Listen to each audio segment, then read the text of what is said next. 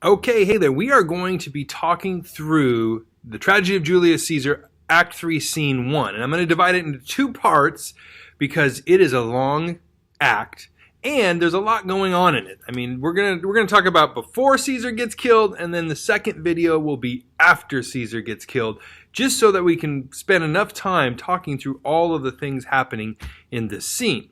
So, Scene 1 is in Rome. It's before the Capitol. If you remember, Act 2 ended with everything falling into place, Caesar leaving with his group to go to the Capitol, the soothsayer coming, Artemidorus coming to warn him so that will he not get killed, as though we don't know history. We know he's going to get killed, but again, Shakespeare added these extra characters for suspense. So you have Caesar and what's called his train, right? It's all the people following him to go to the Capitol. So the first thing that happens is Caesar sees the soothsayer who warned him in Act 1, Scene 1, and he says the Ides, or the middle of March, are come. In other words, well, it's March 15th and I'm okay. Soothsayer says, yeah, I, Caesar, but not gone. In other words, the day is not over yet. So that's all that he says with the soothsayer, and then he just passes on by him. So soothsayer didn't get to warn him.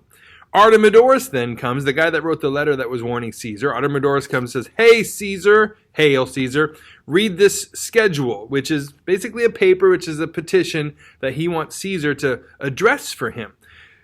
Decius, who's one of the conspirators, kind of tries to butt in here and says, Trebonius doth desire you to o'erread at your best leisure his humble suit. So there's a little bit of difference. Artemidorus is kind of pushy, read this, dude. Decius is like, well, I have this one. When you have time, if you could read it, that'd be great. So two different demeanors, right? One's pushy and one's kind of being very humble. Artemidorus says, oh, Caesar, read mine first, for mine's a suit that touches Caesar nearer. Read it, great Caesar. He gets real amped up and pushy. Caesar responds, what touches us ourselves shall be last served. So this sounds kind of humble, right? Caesar's like, if it deals with me, I will deal with it last. So he kind of tries to put himself below the people, right? Artemidorus says, delay not, Caesar, read it instantly. So at this point, Caesar's like, whoa, homeboy is psycho. And so he says, what, is the fellow mad? And tries to kind of push him on his way. Publius says, Publius, Sirrah, give place. In other words, get out of the way, you're now holding this up. Cassius gets in his face and says, what, urge your petitions in the street? Come to the Capitol. So Artemidorus knows what's going to happen, so he is not going to come down to the Capitol. He knows the people surrounding Caesar are conspirators, so he's not going to go to the Capitol with them and risk himself, right? So Caesar goes to the Capitol and all these people follow. Then off to the side here, Popilius comes up to Cassius, who's one of the head conspirators here. I wish your enterprise, what you're going to do today, may thrive. So what you're going to do today, I hope it works. Cassius, right? He doesn't know their secrets out, so he's like, what enterprise, Popilius? And then Popilius is real mysterious here. He's like, fare you well. And he just goes to Caesar. So here's this guy that hints that he knows what's going to go down, and then he goes over to Caesar. So of course, Cassius is going to freak out a little bit. Brutus comes up and is like, what did that guy say? Cassius says, he wished today our enterprise might thrive. I fear our purpose is discovered. Again, I'm afraid that people know what's going on. And we know the word has got out, but did it get out to Caesar? Brutus says, look how he makes to Caesar. Mark him. He's going up to Caesar. Watch out. Cassius says, Casca, be sudden. In other words, be quick about it, because Casca is one of the first people to strike. For we fear prevention. Brutus, what shall be done? If this be known, Cassius or Caesar never shall turn back. For I will slay myself. In other words, it's going down one way or the other today, right? If I don't kill Caesar, I'm killing myself. This is the day. All right. Brutus is watching. He says, Cassius, be constant, calm down.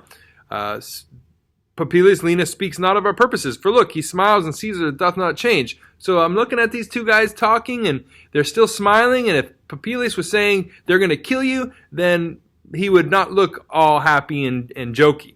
Right? So Antony is doing his.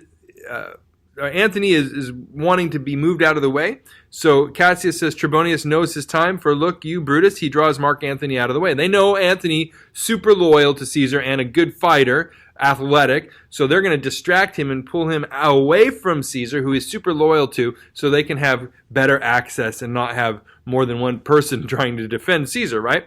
Decius says, "Where is Metellus Cimber? Let him go and presently prefer his suit to Caesar." Again, the suit is the petition.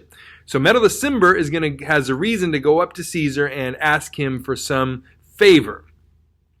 Brutus says, "He is addressed," in other words, he's ready. "Press near him and second him." So let's get around him and show like we're supportive, right? Cinna reminds Casca, "Casca, you are the first that rears your hand.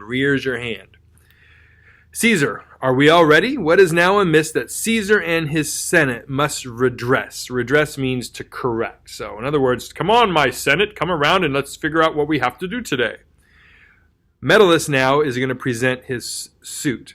"Most high, most mighty, and most puissant Caesar." Puissant means powerful. So in other words, he's really sucking up. "You're the best, Caesar. Metellus Cimber throws before thy seat a humble heart." So I'm totally humble before you. You're amazing. Please listen to me. And then Caesar goes off on this kind of conceited, prideful speech.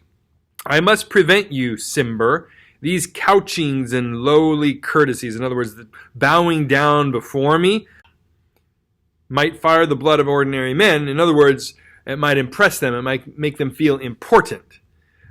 And turn preordinates and first decree, in other words, the law that's been laid down, into the law of children. In other words, it might just change, like it's going to change like kids change their mind. "Be not fond," don't be foolish, "to think that Caesar bears such rebel blood that will be thawed from the true quality." In other words, don't think that your warm words are going to thaw me out and I'm all of a sudden going to change my mind from what I already said. So there's something that went down with Caesar. He did something. We're getting the sense here. He did something that he made a decision, and Metellus Cimber doesn't like it.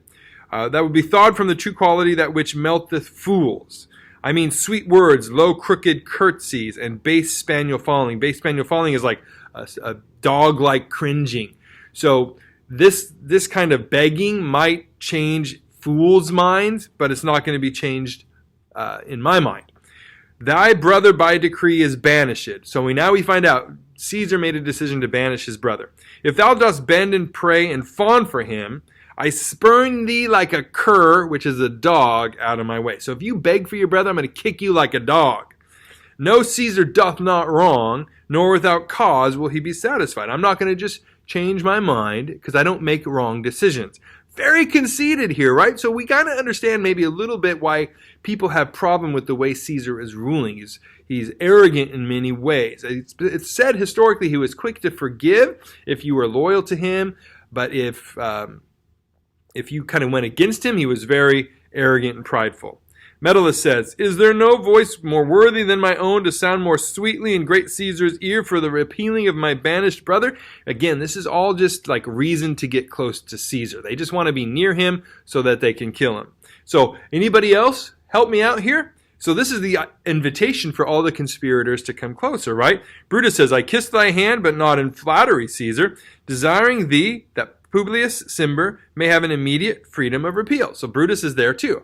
"I beg you to listen to this man." Caesar's like, "What? Brutus?" Because he assumes and thinks he and Brutus are close.